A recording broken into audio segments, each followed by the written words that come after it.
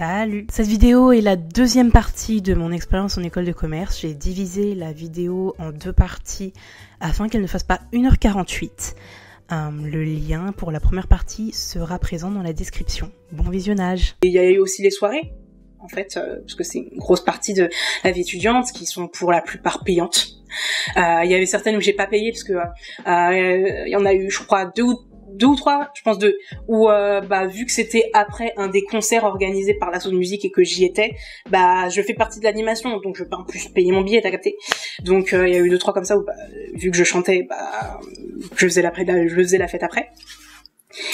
Et du coup, et par contre les autres qui étaient vraiment les soirées vomies, les ST avec où tu dois y aller avec des bottes de pluie parce qu'il y a genre ça de dégueulis par terre.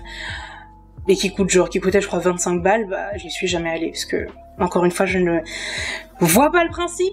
J'avais pas tout ça de budget comme je vous l'ai dit, ma mère me payait déjà mon appart, mon logement, j'avais un budget assez restreint pour vivre dans le mois. 25 €, c'était mon budget de course de la semaine, je mets pas ça dans une soirée où je vais me faire bégère dessus en fait. Ça me paraît assez logique. Du coup, voilà, j'ai dû aller, je sais pas, à tout casser, genre 6 soirées dans l'année, un truc comme ça, donc clairement pas assez pour me faire ne serait-ce qu'un semblant de réputation dans l'école, ce qui, je le répète, était pas mon nom, mais je voulais juste pas qu'on me dise que genre j'étais personne, parce que genre merde, voilà. Et voilà, et puis surtout, vu les trucs qu'on me racontait de ces soirées et tout, j'avais pas envie d'y aller en fait. Que t'as clairement des comportements, encore une fois, qu'on retrouvait au pendant le Way, qu'on retrouve ici. Surtout de la part des mecs, des comportements littéralement de prédation, en fait. D'attendre que, par exemple, les meufs se bourrent assez la gueule ou les inciter à boire avant de les pécho. Voilà, moi je sais que, ok, j'étais venue avec des gens, mais j'étais pas assez bien entourée. J'étais pas dans un environnement assez safe pour qu'on puisse m'aider en cas de problème, ça je le savais. Je blâme pas attention, je blâme pas les personnes et tout, et en partie les meufs qui ont voulu y aller de leur plein gré. Et qui ont pu vivre ou pas des expériences là-bas et tout, c'est pas de leur faute, on est d'accord. Leur faute c'est genre les porcs qui les ont genre regardés comme genre des hyènes regardent des antilopes en train de boire autour d'un fossé. On est d'accord. Ce n'est pas elles les fautives. Ok. Mais ouais, c'était juste pas mon truc en fait.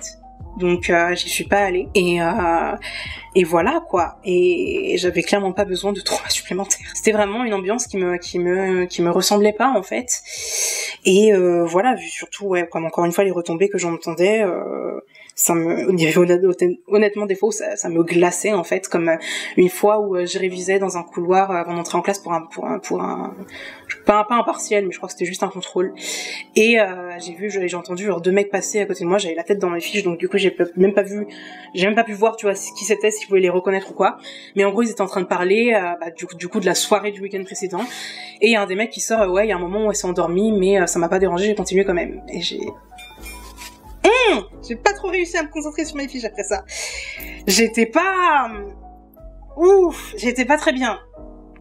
J'étais pas très bien, on va pas se mentir. Ouais, si vous êtes une meuf, si vous avez genre vécu des expériences similaires, non. Donc voilà pour mon expérience dans les soirées et surtout mon absence à ces dernières. Ce qui fait que du coup je pense que j'ai absolument pas échappé au statut de nobody en fait. Je pense que clairement si on devait me catégoriser, j'étais genre personne. J'ai passé ma scolarité en étant quasi invisible, ce qui me dérange pas en fait. J'ai toujours aimé être invisible et je pense qu'en vrai c'est pas plus mal aujourd'hui, parce que je pense que j'aurais pas pu faire cette chaîne notamment aussi librement. Et faire cette vidéo littéralement, je pense aussi. Je me suis occupée comme je pouvais, donc du coup j'ai essayé quand même de me faire des amis, j'ai quand même fait quand même tant bien que mal un série de potes. Ironiquement, c'est des gens que j'ai rencontrés au week-end d'inté et qui comprenaient, qui étaient pas trop fan des concepts non plus. Voilà, et on passait genre notre temps à chiller, et puis parler de films, et puis manger, et puis c'était très bien. Voilà, je me suis aussi baladée dans la ville, j'ai découvert, parce que j'ai beaucoup aimé cette ville. Voilà, et c'est important pour la suite. J'avais commencé un blog aussi.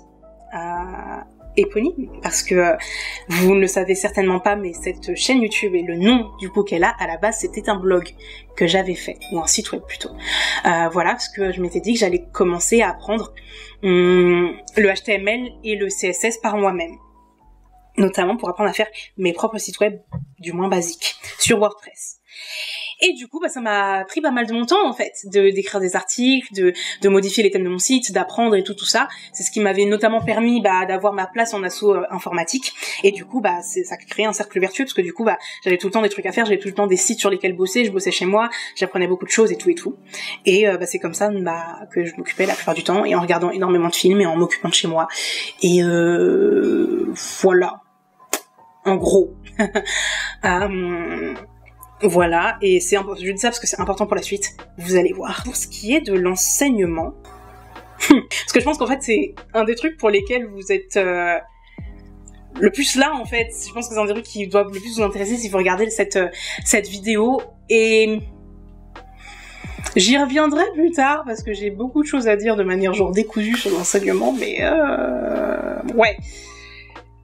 Dites-vous bien que si vous payez 10 000 € par an, ce n'est pas pour la qualité des cours qui sont dispensés. Il y a eu des cours que j'ai beaucoup aimés, qu'ils soient en rapport avec ce que je fais aujourd'hui ou pas, parce que t'as forcément une année où tu fais du tronc commun, pardon, et tu fais des matières qui n'ont pas forcément de rapport avec ce que tu veux vraiment faire.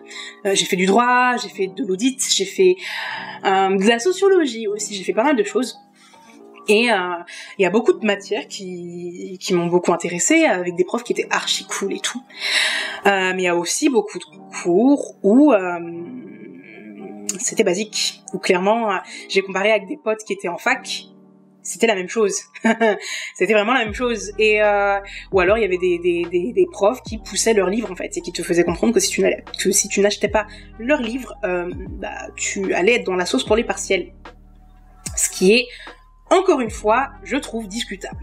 L'impact psychologique que ça a eu cette première année, c'est que le fait de, se sentir isolé et en même temps observé, c'est pas ouf. Sur un plan psychologique, c'est quelque chose que de toute façon j'ai vécu déjà pendant tout mon collège et lycée, mais ça commençait à bien faire.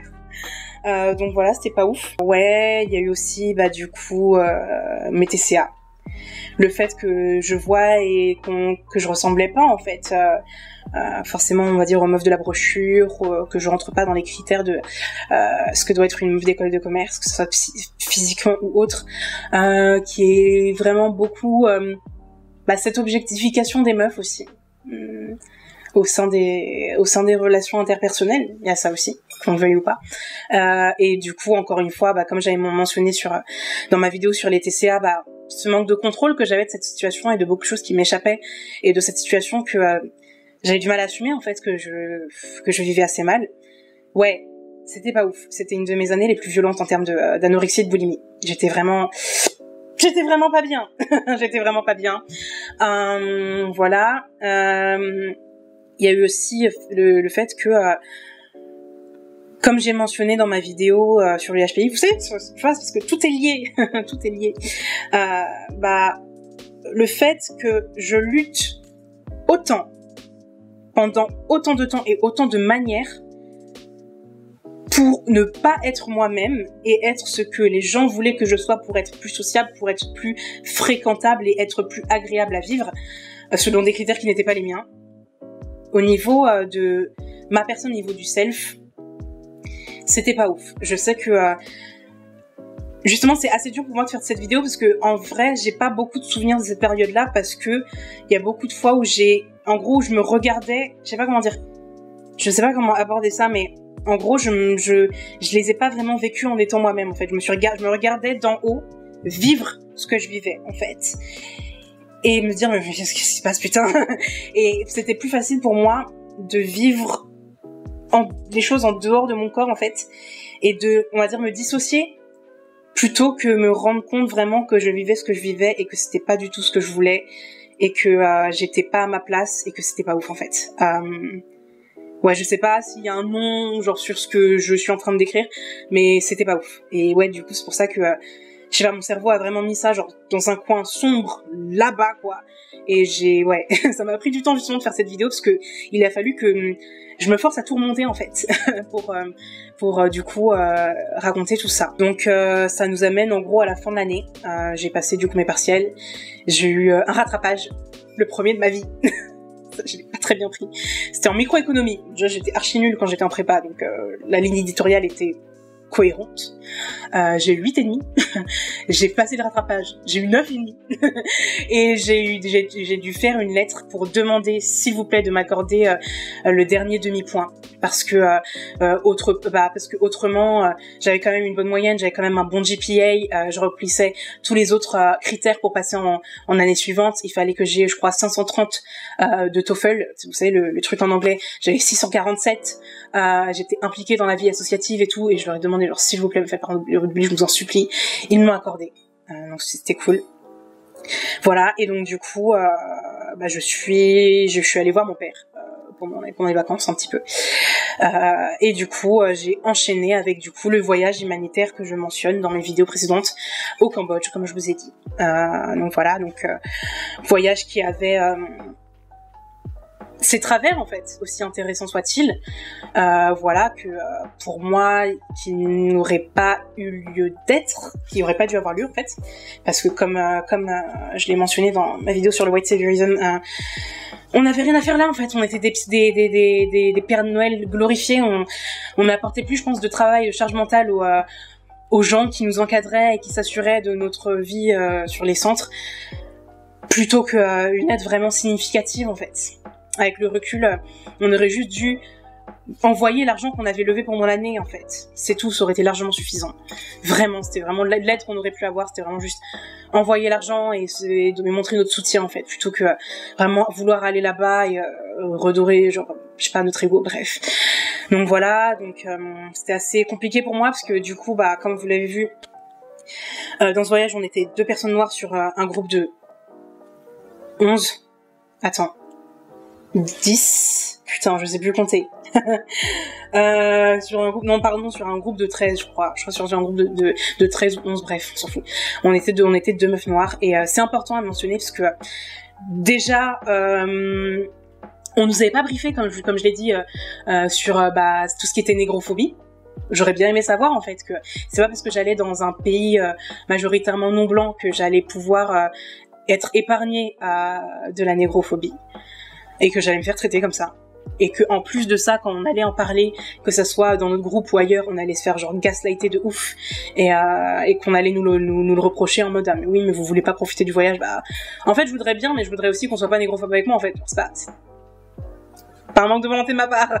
Ouais, je me remettais en question au fur et à mesure de ce voyage et tout.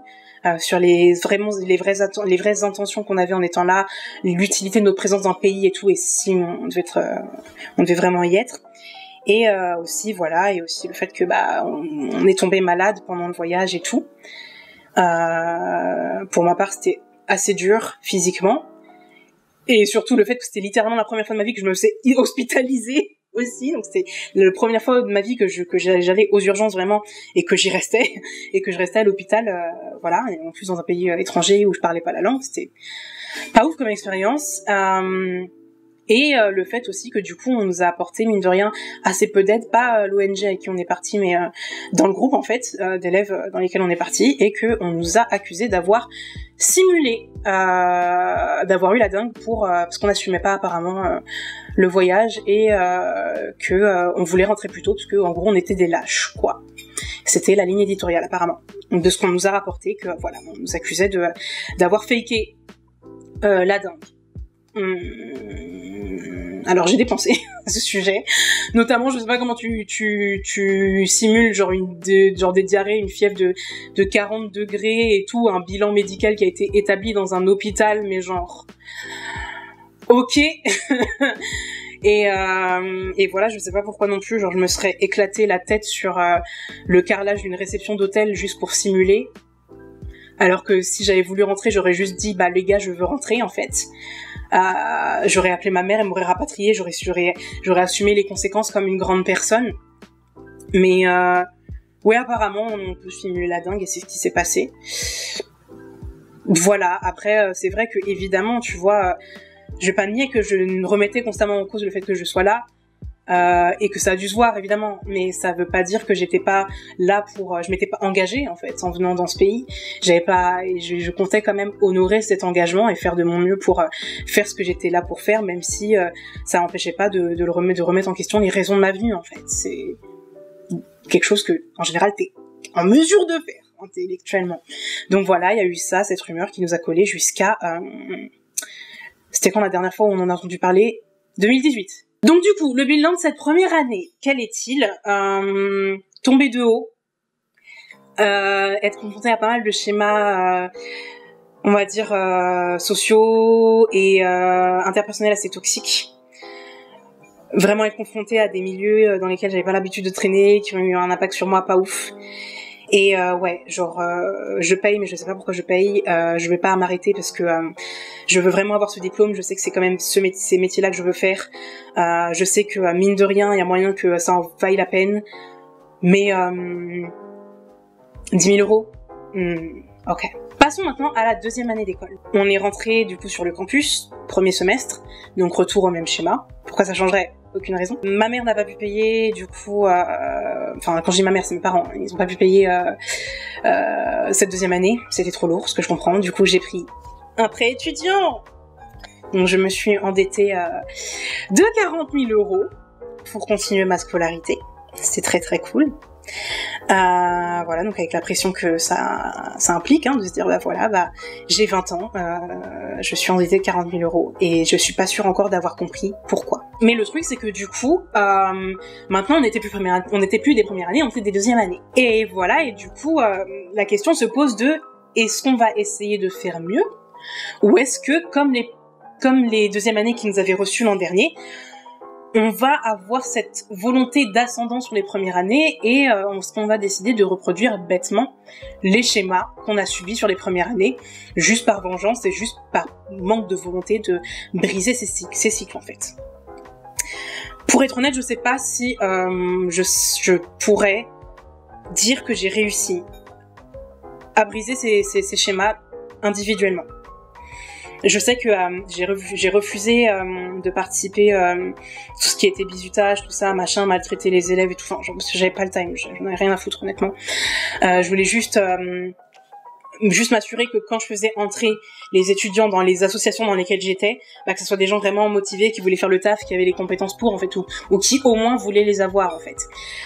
Mais après, je sais pas si je pourrais dire que je suis complètement clean en fait, honnêtement. Avec le recul, je pourrais pas dire, donc je vais pas le dire en fait. Ça serait hypocrite de ma part, mais en tout cas, je sais que je voulais pas être aussi, on va dire, je voulais pas manquer d'autant de bienveillance en fait que ce que j'ai pu voir l'année d'avant en fait. Du coup, c'était un semestre assez peinard en fait. Voilà, j'ai continué à mon engagement, mes cours, mon engagement dans les assos et tout. Et puis après, bah, j'ai passé la relève en fait, puisque le deuxième semestre, je l'ai passé du coup en Suède. Voilà. Donc du coup, j'ai quitté mes assos et je suis partie du coup en Erasmus en Suède.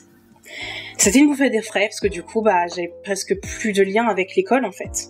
Ça, concrètement, c'était un environnement très différent. J'ai pris mes cours dans une fac dans le sud de la Suède et voilà.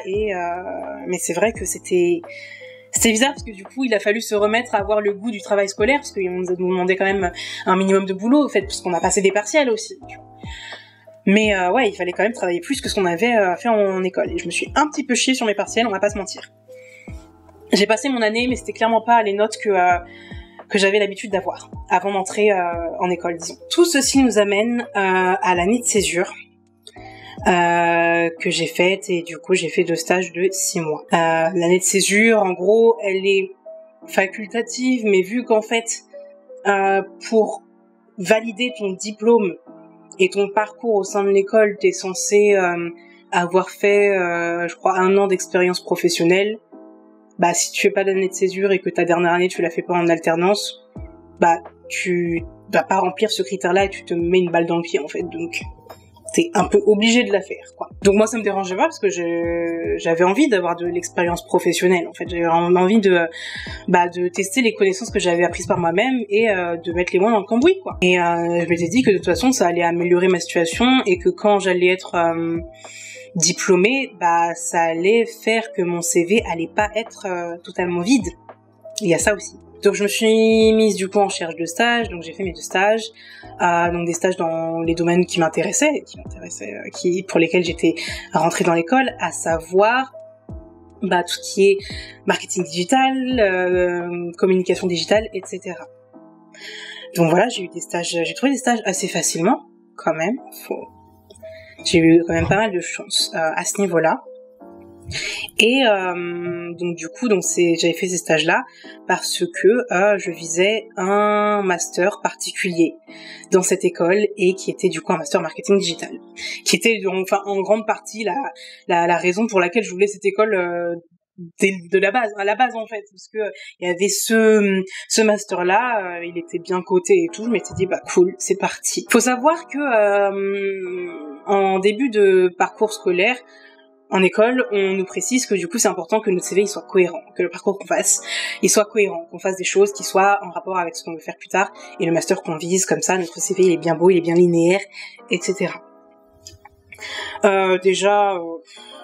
C'est un choix, parce que concrètement c'est pas parce qu'un CV est linéaire qu'il est forcément intéressant, et c'est pas parce que ton parcours n'est pas linéaire que ton profil n'est pas intéressant du coup, mais bon, je me suis dit écoute, ouais, ça m'a l'air cohérent suivant ce conseil. Du coup ouais, j'ai eu ces stages, mais faut bien comprendre qu'en fait et je m'en suis rendu compte, et aussi parce que j'ai demandé aux tuteurs en fait, et aux gens qui m'ont accepté dans ces stages, et en fait je me suis rendu compte que les compétences et connaissances qui ont fait que j'ai eu ces stages, c'était pas l'école qui me les avait filés, c'était moi en fait. C'était les trucs que j'avais appris toute seule en fait, dans mon fond de mon lit quand j'allais pas en soirée. Donc à savoir justement apprendre à faire des sites, me lancer sur YouTube pendant mon Erasmus, qui a fait que j'ai appris à filmer, à tourner, à monter et à publier des vidéos et à gérer une chaîne YouTube et les réseaux sociaux qui vont avec. Voilà, après c'est clair que certaines de ces compétences, je les ai mises au service, notamment de mon association d'informatique, et en retour j'ai appris quand même 2-3 trucs, mais déjà c'est la proportion de trucs que j'ai appris là-bas versus la proportion de ce que j'ai appris toute seule, elle est faible. Et aussi c'est un cercle vertueux que j'ai initié moi-même en fait. Que mes connaissances, le fait que je sois autodidacte a initié. Du coup, j'ai eu ces expériences-là qui m'ont permis d'avoir des stages, et c'est vrai que j'ai commencé à me dire, mais en fait, on parle de cohérence, tout ça, on me force à avoir un CV cohérent, des expériences et tout, mais c'est-à-dire que là, pour l'instant, on m'aide pas du tout, en fait, à avoir le master que je veux et tout, on m'aide pas du tout à avoir les stages que je veux, parce que là, pour l'instant, tout ce que j'ai fait et toutes les expériences qui font que je peux avoir les stages que j'ai, j'aurais très bien pu les apprendre en école, comme à la fac, comme au fond de mon lit si j'avais été déscolarisée en fait. Donc vraiment le seul truc qui fait la différence, c'est que j'ai le nom de l'école sur mon CV. C'est ça en fait. Voilà. Et après évidemment, encore une fois je dis ça parce que c'est mon expérience et parce que le domaine du digital même, c'est un cas particulier, c'est-à-dire que le digital, tu peux apprendre pas mal de choses par toi-même, il y a beaucoup de ressources sur internet et tout. Je pense que j'aurais pas eu forcément le même discours si, j'avais voulu faire de l'audit ou du contrôle de gestion. Peut-être que la recherche de stage se serait passée différemment pour moi, peut-être que j'aurais vécu les choses différemment, mais là, avec le tronc commun que je vois qu'on a eu, ouais, clairement, si j'avais juste fait les soirées, si j'avais pas essayé de compléter mon CV par moi-même, je sais pas où j'aurais atterri. Clairement. Donc voilà. Du coup, j'ai fait mon premier stage de césure qui a duré donc 6 mois. Je crois genre de août à mars, un truc comme ça. Et du coup, vers la fin de ce premier stage, j'ai commencé à enchaîner à la fois la recherche de mon second stage et aussi à postuler pour le master que j'allais faire l'année suivante, parce que c'était ma dernière année. Du coup, les inscriptions se sont ouvertes, tu pouvais postuler. Et du coup, j'ai envoyé mon dossier, j'ai envoyé mon CV J'ai fait une énorme lettre de motivation en expliquant du coup le parcours que j'avais fait, le stage que j'étais en train de faire, celui que j'allais faire parce que je l'avais déjà trouvé, et du coup est-ce que je faisais tout à côté. C'est-à-dire que voilà, j'ai expliqué ce que j'avais fait pour mon association, j'ai expliqué, j'ai même parlé de ma chaîne YouTube, alors que j'avais à peu près commencé à parler d'afroféminisme, donc ça c'était encore pas trop périlleux pour moi de la mentionner, mais en gros, enfin voilà, j'ai bien montré tout ce que j'avais appris par moi-même et tout, et j'ai dit ok, je suis prête en fait, genre je dors, je bouffe digital, je vis digital et tout, je respire digital. Il y a aucune raison pour laquelle je sois refusée en fait. Donc voilà, je fais mon master, s'il vous plaît. Voilà, bisous cordialement. Voilà, donc j'ai fait ma lettre et j'ai attendu. Voilà, surtout qu'en plus il y avait d'autres prérequis pour être prise en master. Donc voilà, il y avait encore un GPA qui devait être de minimum 2. Donc j'avais 3, quelque chose comme ça, malgré les notes pas ouf que j'avais eues en Suède. Il fallait avoir un certain score de TOEFL, donc comme j'ai dit 530, j'avais 647. Voilà, il fallait d'autres critères et tout. J'ai remplissais totalement et voire même au-dessus. Pour moi, tout allait bien. Donc j'attends, je crois, 2 semaines, et je reçois un mail groupé. En mode, voilà, si vous recevez cet email, c'est que vous n'avez pas été accepté en master. C'était une journée normale, genre j'étais en stage, j'étais en train de checker mes mails sur ma pause déjeuner, mon cœur a commencé à danser la bachata, mais genre comme ça. Du coup, j'ai commencé à paniquer, j'ai envoyé des mails à toute la terre et tout, personne m'a répondu. Et au final, j'ai réussi à avoir quelqu'un au téléphone, je crois que le responsable du master que je voulais faire, et je lui ai demandé, mais je comprends vraiment pas, éclairez-moi, pourquoi je suis pas prise en master en marketing digital en fait, c'est littéralement tout ce que je fais de ma vie. Et il m'a dit, écoutez, c'est parce que vous avez fait trop de digital. Voilà. C'est littéralement ce qu'il a dit, j'exagère pas et tout, il a littéralement dit, c'est parce que vous avez fait trop de digital. C'est-à-dire que comment tu peux faire trop de digital pour un master en marketing digital? Faut vraiment m'éclairer parce que encore aujourd'hui, en 2020, j'ai grave du mal, tu vois. Ça s'est passé en 2017. Ouais, j'ai encore du mal avec la notion, tu vois. Sachant qu'il y avait d'autres masters en marketing tout court, genre il y avait marketing international, tout ça. Donc si j'avais fait trop de marketing pur, on va dire, et pas assez de marketing digital, j'aurais pu aller dans ces autres masters. Mais moi, j'ai fait que du digital. Donc une fois que tu m'as recalé, je vais où, en fait?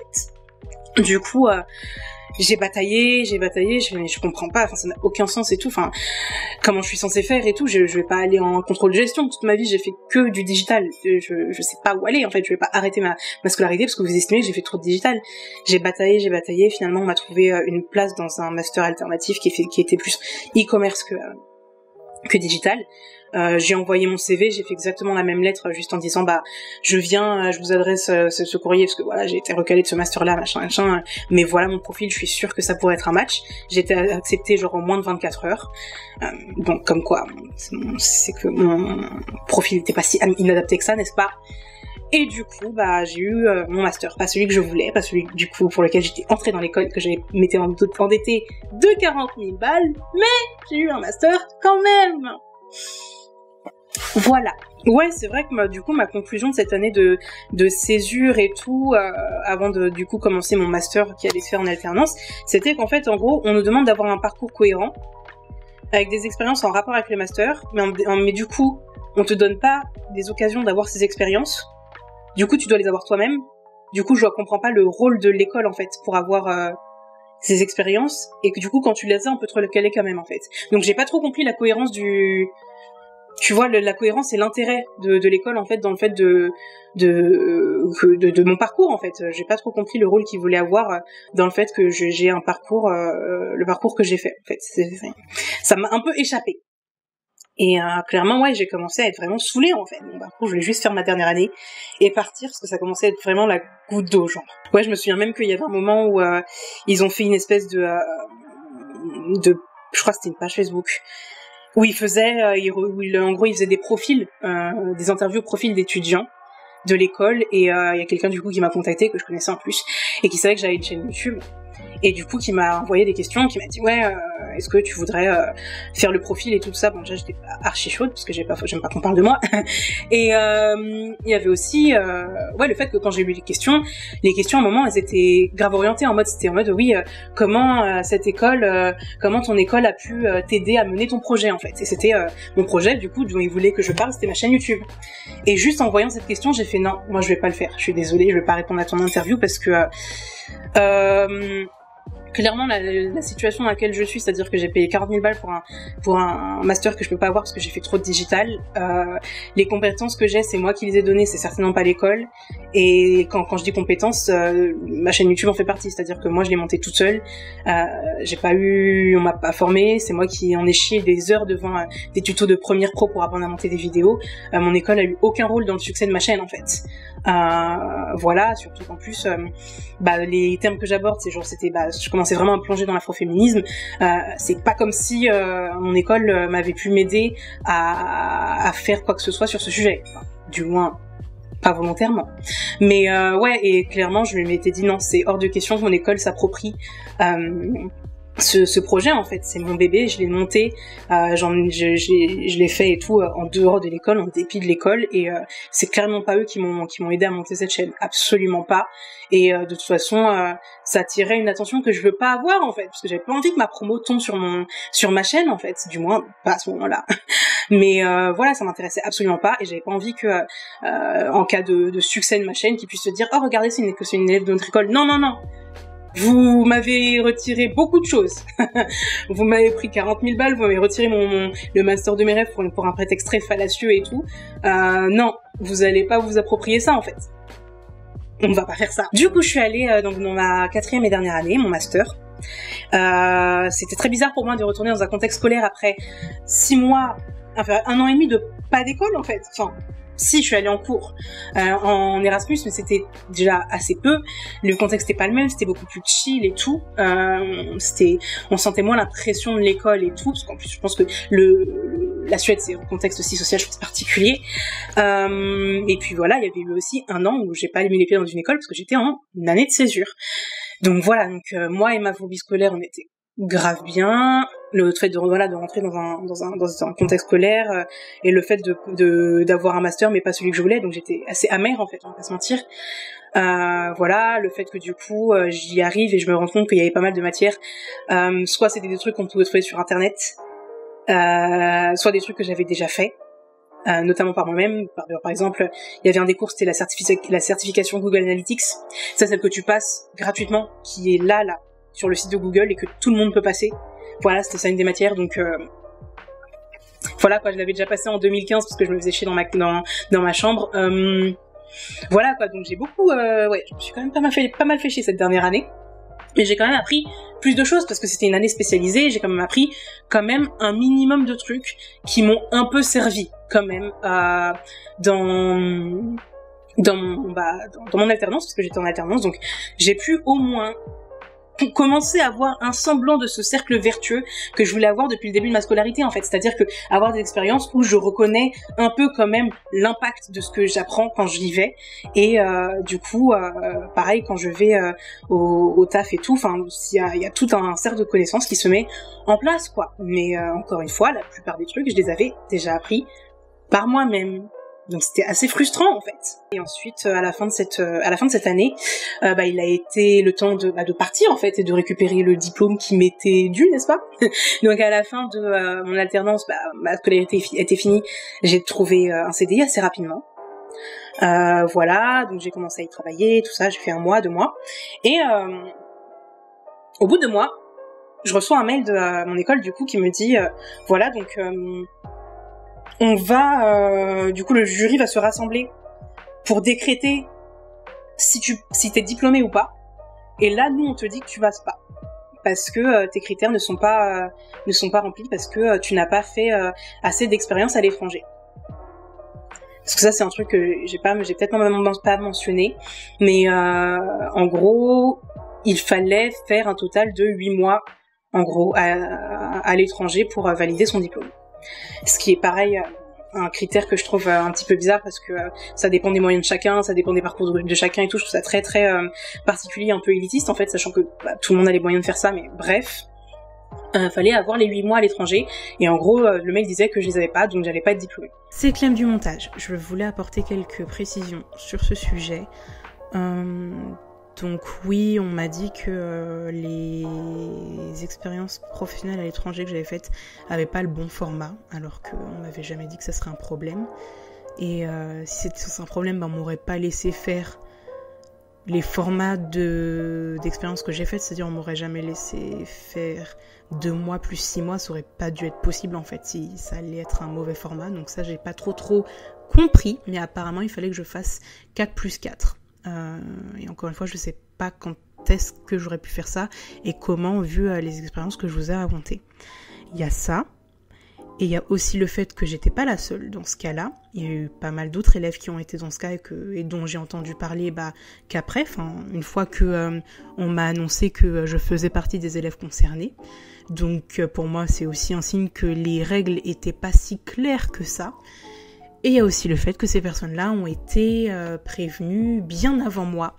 J'ai eu vent justement de certaines de ces personnes-là qui avaient eu ce problème-là en avril-mai, en fait.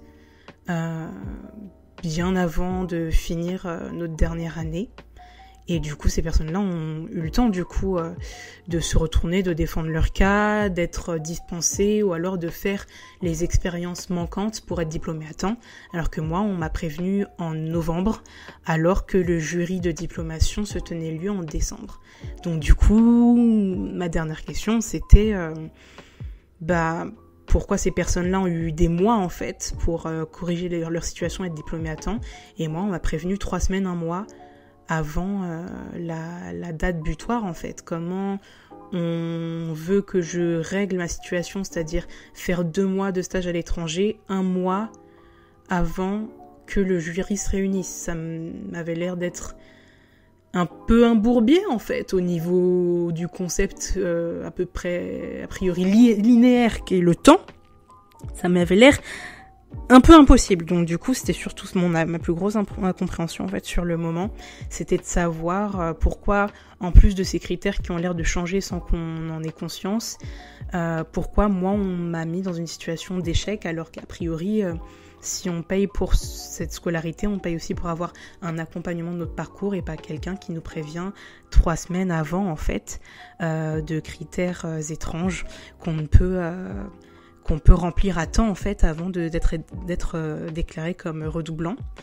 D'autant plus que du coup, le coup final qui a été du coup très sympa, c'est que quand j'ai reçu mon courrier officiel disant que j'étais déclarée redoublante, dans les critères du coup qui étaient mentionnés, donc la raison pour lesquelles je n'étais pas acceptée du coup dans mon année, c'était qu'il y avait écrit noir sur blanc que je n'avais pas fait les 8 mois à l'étranger. Et donc du coup, c'était pas du tout un problème de format ou de nombre de mois, etc. quoi. C'était bref, c'est ça qui m'a paru un peu surprenant. Reprenons. Du coup, je refais un mail et je me dis mais c'est très bizarre parce que si je me souviens bien, j'ai passé 2 mois au Cambodge. On nous a dit que les 2 mois qu'on faisait allaient rentrer et comptaient comme expérience professionnelle à l'étranger dans la diplomation. On nous l'a dit. Donc, voilà, ça fait 2 mois et j'ai passé 6 mois en Suède. Alors, je sais que je suis super nulle en maths, mais aux dernières nouvelles, 6 plus 2, ça fait 8. Non ? Je m'interroge, tu vois. Donc du coup, j'ai envoyé le mail à la scolarité en disant j'ai fait tout ça des expériences et tout, et j'avais fait d'autres trucs en plus à côté qui étaient censés compter comme expérience et tout, et je dis mais je les ai fait vos 8 mois, genre qu'est-ce que tu quoi. Et en gros, ils m'ont dit mais non, parce que c'est pas le bon format des 8 mois, non, enfin ils ont commencé à faire un paquet d'excuses. Je suis allée les voir en vrai et tout, ils nous ont dit que non, voilà, c'était pas assez et tout, qu'en gros il fallait que je fasse d'autres expériences pour valider mon diplôme et que j'allais être nommée comme redoublante, et que si en gros s'ils acceptaient de céder sur ce critère-là, en gros je mériterais pas mon diplôme en fait. Et du coup, lors de la remise des diplômes, je serais à côté des gens, tout ça, qui avaient joué le jeu, et que ça serait pas juste pour mes autres camarades. Ce que de base je peux entendre, hein. Mais sachant que les 8 mois je les ai faits, sachant que mon diplôme, on peut pas dire que je le mérite pas parce que j'ai littéralement complété tous les autres critères, certains avec brio, parce que j'ai quand même validé ma dernière année avec 16 de moyenne et un score presque parfait au TOEFL. Je pense que le bail de pas mériter son diplôme, faut se calmer dessus, tu vois. Et surtout, vu tous les trucs qui sont arrivés à pas mal d'élèves en cours de scolarité qui auraient dû, genre, entraîner des sanctions, voire des renvois d'école et que eux vont avoir leur diplôme, je suis pas sûre que ça soit à moi qu'on reproche des trucs le jour de la remise, en fait. Genre, tous les élèves qui ont terni la réputation de l'école en faisant des soirées absolument bourrées où ils ruinaient des quartiers entiers à tel point que le journal de la ville où on était faisait des articles sur nous en disant mais ces étudiants sont hors de contrôle, tous les gens qui pétaient et qui abîmaient littéralement des propriétés sur le campus parce qu'ils étaient complètement torchés, tous les scandales involvant n'importe quoi, impliquant pas mal d'étudiants et tout. Mais c'est moi, à qui il manquerait soi-disant 2 mois d'expérience à l'étranger, qui baisse le niveau d'exigibilité des critères de l'école. Je trouve ça audacieux. Je trouve ça archi audacieux, mais bon, bref. De toute façon, on m'a fait comprendre que j'avais pas le choix. C'est soit j'acceptais d'être redoublante, je faisais un stage, je quittais mon CDI pour faire un stage de 2 mois à l'étranger et du coup ensuite j'allais avoir mon diplôme et je serais diplômée 1 an après les autres, soit j'avais rien et j'aurais fait, je vous rappelle encore une fois, tous ces 4 ans pour rien parce que je vous rappelle encore une fois, j'ai fait prépa, la prépa ne donne pas de diplôme donc je passe d'un niveau bac plus 5 à bac en fait, si j'acceptais pas leurs conditions et que j'arrêtais mon parcours là. Voilà. Du coup, j'ai quitté mon CDI et j'ai fait un stage de 2 mois pour une entreprise basée au Luxembourg. D'ailleurs, entreprise qui a terminé parce que le mec était un arnaqueur et qui m'a jamais payé mon 2e mois. Bref, du coup, voilà, c'était sympa de devoir démissionner d'un CDI et tout pour un petit stage de 2 mois qui, pour moi, n'était pas nécessaire. Donc, c'est vrai que maintenant, quand je reçois leur mail avec les enquêtes qu'ils veulent faire sur leurs alumni, sur l'insertion socio-professionnelle à la sortie du diplôme, en général, ce mail finit très vite dans la corbeille, en fait. Parce que, je vais pas répondre à ton enquête sur mon insertion dans le monde professionnel alors que tu m'as fait démissionner d'un CDI pour une excuse de merde, concrètement. Bref, du coup, voilà, donc j'ai été déclarée comme redoublante. Ce qui heureusement n'a pas trop impacté ma recherche d'emploi après avoir fait le stage de 2 mois. J'ai pu trouver une boîte compréhensive en fait qui du coup a compris pourquoi j'avais pas mon diplôme en fait, pourquoi j'avais juste une attestation et que j'étais redoublante et que ça entachait pas, enfin que j'étais pas en train d'essayer de les carotter et tout, j'allais vraiment être diplômée et j'ai pu retrouver un job assez rapidement, mais vraiment c'est parce que je me suis vraiment chauffée et encore une fois parce que mon profil est bon et encore une fois grâce à qui? À moi-même. Du coup, ça nous amène à la conclusion de cette vidéo. Évidemment, la conclusion de mon parcours, il est mitigé en fait. Parce que je peux pas forcément dire que du mal de cette expérience parce que c'est grâce à elle que j'ai un taf qui est quand même bien payé, que j'ai la situation que j'ai actuellement. Mais il faut dire aussi que encore une fois, cette situation, c'est quand même moi qui ai principalement contribué à ce qu'elle soit ainsi, en fait. Et qu'il y a pas mal d'occasions où l'école m'a plus mis des bâtons dans les roues qu'autre chose. Après, évidemment, on pourrait se dire que, oui, voilà, si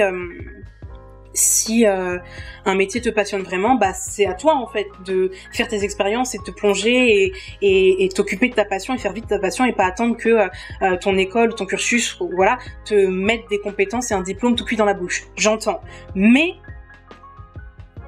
payer 40 000 € pour qu'on me dise d'apprendre ma passion toute seule, c'est un peu disproportionné, je trouve. Je sais pas, je trouve que ça fait un peu beaucoup, en fait. Très concrètement. À mon avis, ça fait un peu beaucoup.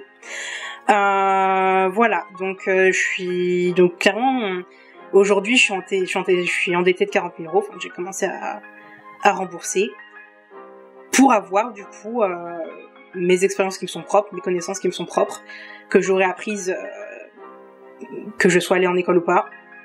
Et en gros, j'ai payé pour avoir le nom de l'école sur mon CV, qui est très efficace parce que du coup, c'est une bonne école qui est bien notée. Voilà, parce que voilà, il y a aussi voilà, j'ai quand même bien choisi et tout. Le classement était quand même très important pour moi. Et voilà, elle est quand même très bien réputée. Il y a beaucoup de gens qui font en sorte que cette réputation soit maintenue. Je crois qu'avec cette vidéo, je vais directement à son encontre, alors que techniquement, c'est dans mon intérêt à ce que cette école continue à être bien notée pour que je trouve des tables et tout. Mais bref, voilà. Donc ouais, c'est quelque chose de positif d'avoir ce nom sur mon CV. Mais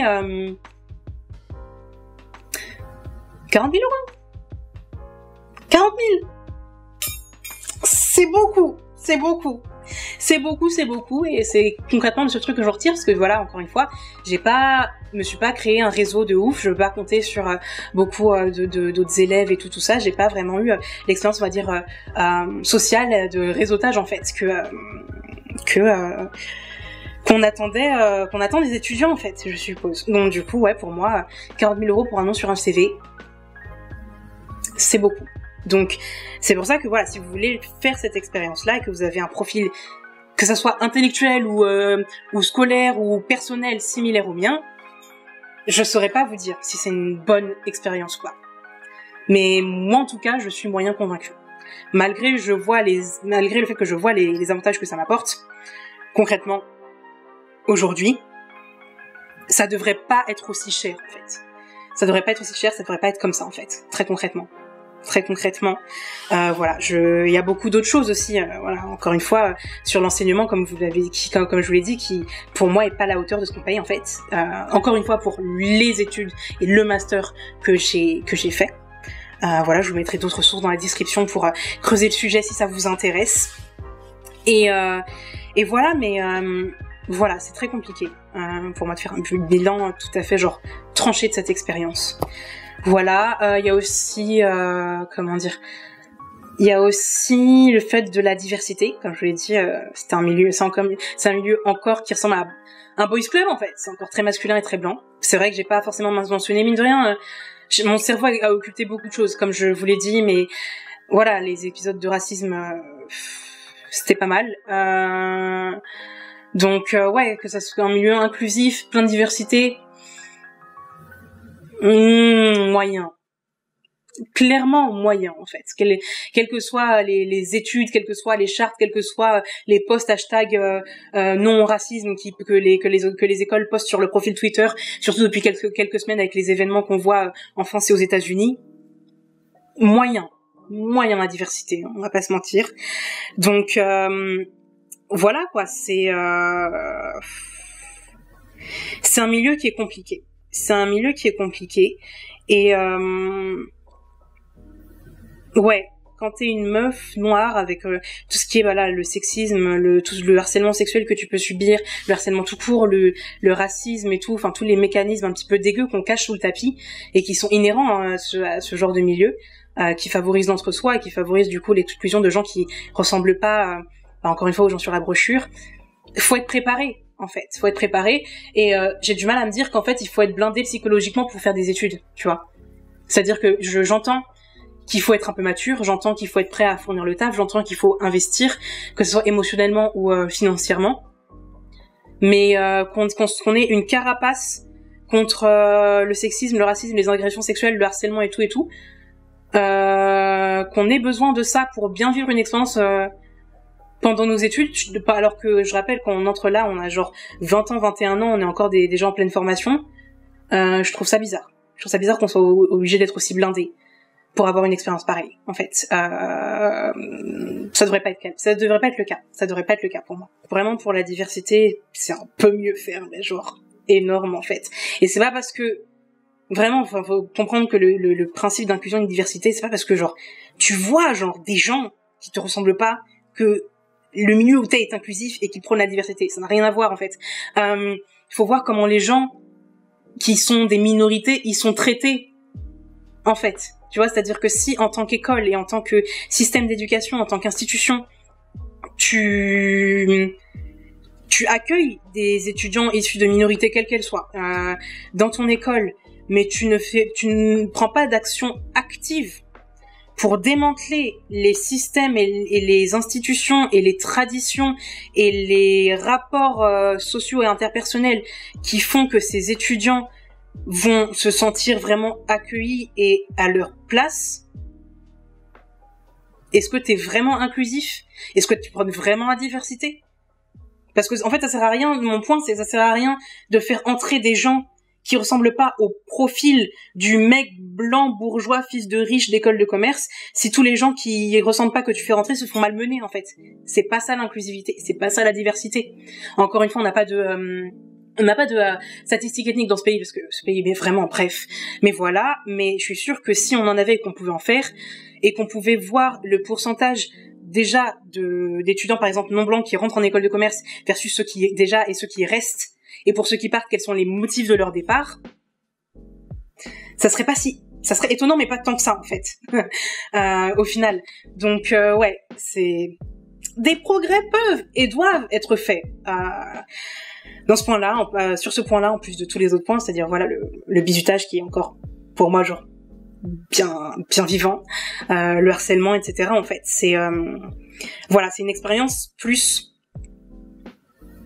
sociale, en fait, que scolaire et tout, et qui t'apprend au moins, si tu ne deviens pas un manager de demain, ce que je ne suis pas aujourd'hui, au moins t'apprends à les reconnaître, parce que tu les vois en train de se former directement devant tes yeux. Tu les vois en train de former leur futur entre-soi. Tu les vois en train de développer les techniques qui font que, voilà, ils vont engager telle ou telle personne ou ne pas engager telle ou telle personne, comment ils traitent les gens qui leur ressemblent pas. Voilà, à défaut d'être un manager de demain, au moins tu les connais. Tu sais comment ils fonctionnent. Et quand il y a des affaires qui arrivent dans d'autres écoles ou des affaires, par exemple, le Petit Paumé, l'affaire du journal raciste Petit Paumé à EM Lyon, ou des blackface à l'EDEC, t'es moins surprise. Et quand il y a des affaires de scandales d'anciens élèves, t'es moins surprise aussi, parce que au final, tu connais quoi. C'est la fin de cette vidéo. Si vous avez tenu jusqu'au bout, jusqu'ici, bravo, parce qu'elle est grave longue. Elle est super longue, ça j'en ai bien conscience. Si vous avez tenu, mettez l'emoji grenouille dans les commentaires. Et si vous avez d'autres choses à dire que l'emoji grenouille, vous pouvez aussi les dire dans les commentaires, me parler de votre expérience si vous en avez ou pas. Voilà, si vous avez aimé cette vidéo, abonnez-vous, mettez un like, suivez-moi sur Twitter, parce que c'est là que je suis presque tout le temps. N'hésitez pas à me faire un don sur Utip, si vous en avez les moyens, regardez une pub, si vous ne les avez pas. Et c'est tout pour moi. Je vous dis à la prochaine. Salut!